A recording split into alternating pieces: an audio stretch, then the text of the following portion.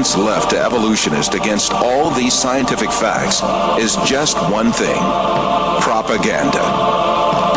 The baseless scenario of the human evolution is imposed on the public by means of imaginary drawings that appear in evolutionist publications. In these drawings, creatures with hairy bodies and simian features are decked out with overtones of human-like motifs.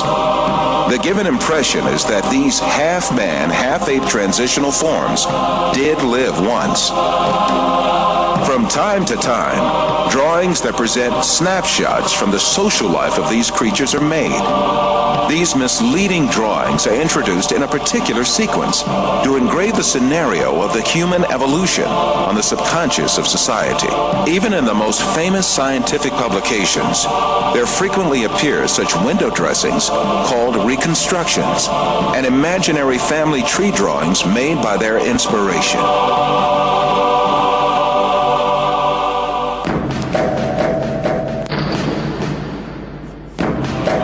The imaginative power of evolutionists is not limited to fictional drawings and models. They go even further and shoot movies in which imaginary half-man, half-ape creatures act. However, all of these are pure deception. The only evidence at hand is generally nothing more than a few skull fragments or a tibia. The hair, skin, nose, ears, lips, or other facial features of a living being cannot be determined from its bone remains.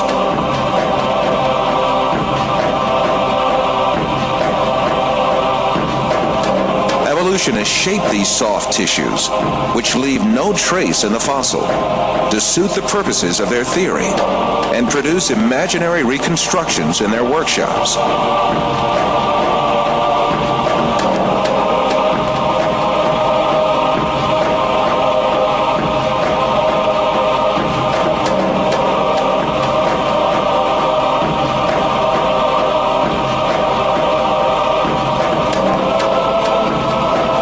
Houghton from Harvard University states that these drawings have no scientific value.